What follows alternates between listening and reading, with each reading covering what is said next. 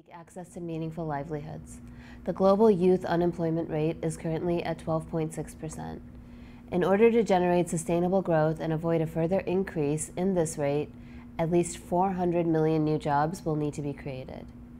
We know that private sector companies alone cannot meet that job demand. So this is why entrepreneurship is essential. Technology can empower entrepreneurs to become drivers of economic and social progress in their home countries and communities. Today, we're here to discuss how global entrepreneurs can reach consumers, build their brand, and grow their business via social media tools. My name is Zinat Rahman. I am the Secretary of State John Kerry's Special Advisor on Global Youth Issues, and I am honored to have the opportunity to connect with all of you online. I am joined by Emily Wilson, Director of Ad Management for Social Code. Social Code is a marketing company which works with clients to find innovative ways to employ social media to target potential and existing customers. Emily works with a number of Fortune 500 companies to help them build communities on Facebook and Twitter. And so please take advantage of her expertise and submit your questions via the chat box on the Connex entrepreneurship page or via Twitter using the handle @Connex, C-O-N-X. Emily, welcome. Great, thank you. It's great to be here. Great. I'm going to jump in with a question. Great. So first of all, what does marketing via social media really mean for entrepreneurs and small business owners? Sure. So social media marketing is basically a form of internet marketing that allows advertisers to promote or sell their brand, product, or services through a platform like Facebook, Twitter, Pinterest, or LinkedIn. There are a lot of advantages to using social media marketing. So the primary one is the cost. Social media marketing is significantly cheaper than traditional media channels like television, billboards, the same number of users at a fraction of the cost. It's also the only marketing platform that allows you to interface with your customers directly and establish a meaningful two-way relationship. So you can get direct feedback from your customers about your product or your services, and then you can also message them about new offerings that you have. Results are really measurable, so marketers can easily understand what's performing well, what's not performing well, and because they've established this communication with their customers, what sort of things their customers are actually interested in. And these companies will get direct feedback from their users about what products or services are most interesting to them. And so that's a great aspect for customer relations, to feel like they're really being heard by the brand. And I think the last thing is that the wealth of targeting that's available on these social media platforms is pretty insane compared to a lot of these more traditional media channels that you can buy advertising on. So if you think about Facebook, anything that you input into your Facebook about who you are, what you're interested in, where you live, advertisers can target you with ads based on that information. So you can really hone in on who it is that you're looking for and only target those users and reach those users who are actually going to be interested in your product or brand. It's fascinating. So you mentioned traditional marketing techniques like billboards and sales.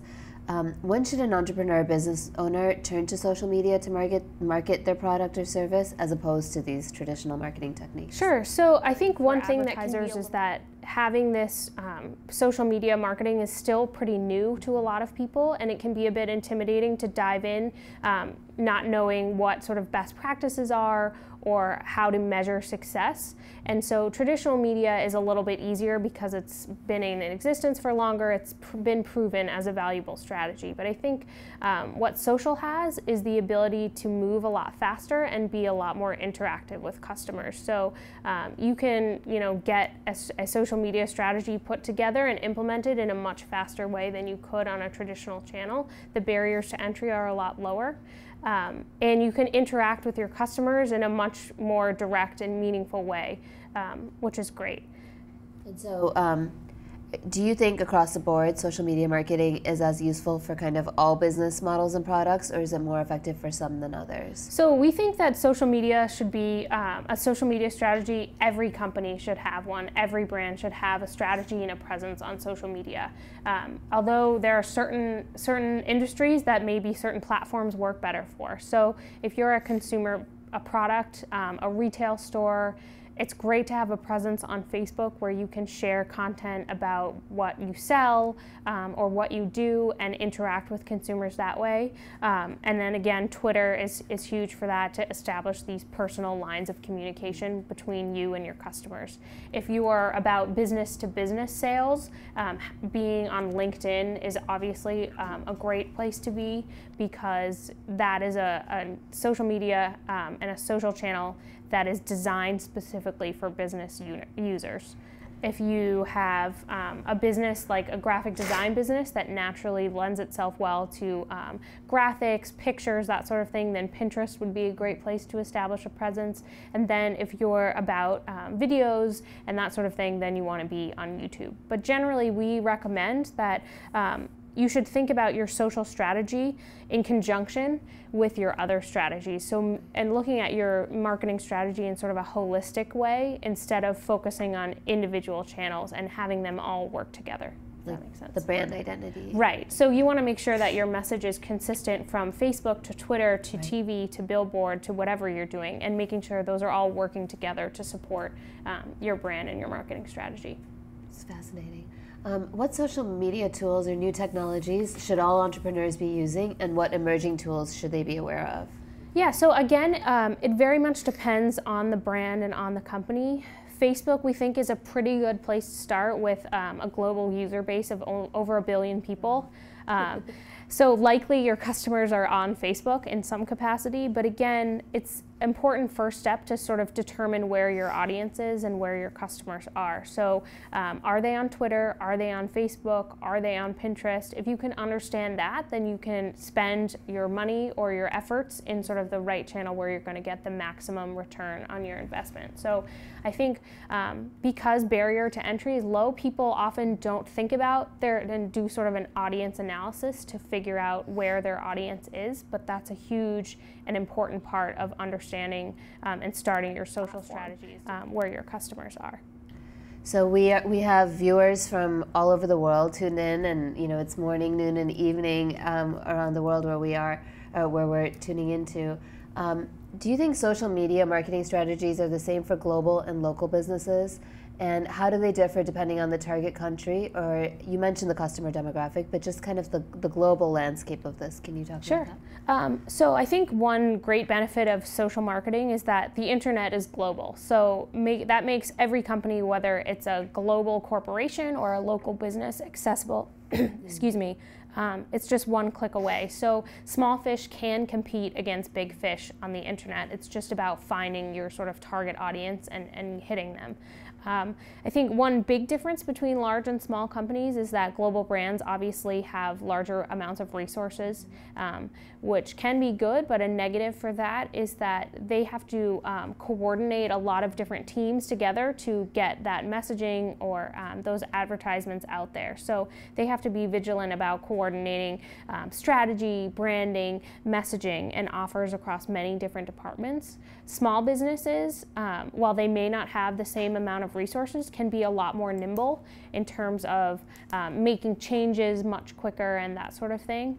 I think for at least on Facebook and Twitter, the offerings, product offerings for advertising are the same whether you're spending $500 million a year or $500 a year. So it's really about the individual taking advantage of all those offerings. And for local businesses, like we said, the wealth of targeting that's available on Facebook really allows you to penetrate those local markets with really granular targeting, so you're reaching exactly the right people who you're interested in. And as an advertiser, you have access to that data? Mm-hmm. You do. So you can, anybody can create an ad on Facebook, regardless of whether you're an advertiser or you're just an individual on your own Facebook account. And you can, like we said, input any sort of targeting that you want. Based on who you think your customer is. So if you're a video game retailer, you want to target people who are interested in video games. You can target people who are interested in specific video games, who are in specific age and gender demographics, who live in specific areas of the world or specific areas of a particular state or country. That's amazing. Okay, we're going to go to audience questions. So we have a few questions lined up. We have a question from the Lincoln Reading Lounge in Pakistan. Hello, Pakistan. What should be the cycle of the social media marketing? What days of the week or what times should you post? I think that's a great question. Yeah, it is a great question, and it's one that we get from our clients all the time. Yeah. So people want to make sure that the efforts and the spend that they're putting into Facebook are being maximized. Again, unfortunately, there's no clear 100% right answer for this. It really depends on your brand and your audience, but generally we recommend posting between 1 and 3 times per day. And we would recommend that you are posting almost every day of the week. So you want to keep your users engaged, you want to keep that conversation flowing, and you want to make sure that your posts and what you're promoting on your page is always rising to the top so that people will see it. So we tend to see generally that middle of the week and toward the end of the day tend to be better performing if you think about people's Facebook or Twitter usage habits. Usually, the end of the day, end of the work day, where people are getting a little bit tired, they tend to spend more time on Facebook, and then when they're home in the evenings, that can also be a great time to reach people. Weekends, we tend to see lower interaction rates, which I think makes sense. People are sort of out of their home, they're not on their computer, they're maybe out doing activities, whereas during the work week, Facebook and Twitter and other platforms can be sort of a break in the workday. Can you talk about that? You mentioned it, the interactivity part. How important is that to when you post something to make sure that you're communicating with the people who are responding to that post? Yeah. So Facebook works as a tool.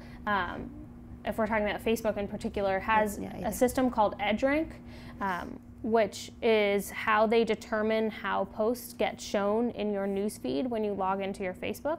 So pages that have high interaction rates, meaning that when they post, there's a lot of fans who are commenting, liking, and sharing their posts. They have higher edge rank, and so their content will be shown higher in the newsfeed, making it more likely that your content would be shown in your friends' newsfeed, their friends' newsfeed, or something like that, and increasing your reach.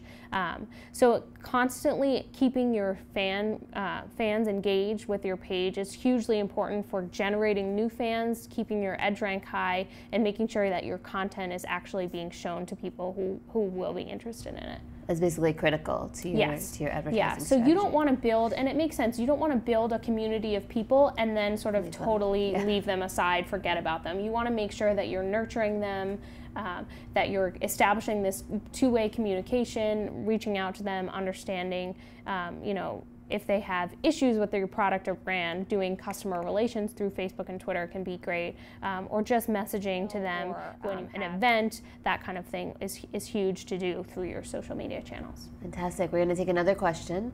An online viewer asks, once you've created a Facebook page or Twitter handle, how do you get those first initial followers? Yeah, so there's sort of two ways. You can try to do it organically, which means not paying for it, or you can pay for it. So when you're trying to build your page organically, it's really important to rely on your own networks. So reaching out to people who you think might be interested in your product or brand, your friends, your existing social networks. So if you've created with people you're friends with who might also be interested in it, or Twitter. If you want to pay for followers, you can also do that. Like we said, targeting is so important on Facebook and Twitter and other social platforms. So if you have a new Twitter handle and you're a charity that operates in the Middle East, you can target people who are interested in charities who live in the Middle East and likely build your followers that way. Like we said, cost is relatively low on Facebook and Twitter and other social platforms in comparison to other media channels. And we've also seen through our work at Social Code that in areas like the Middle East and Northern Africa, there tends to be less competition in the marketplace, so prices can often be a lot lower, it's a great time to sort of get in there and spend a little bit of money and see a fairly substantial return. So you've talked a lot about kind of paying for ads on Facebook and Twitter. Can you similarly pay for ads on other social media properties? Yep, so LinkedIn is the other biggest one right now. Pinterest does not have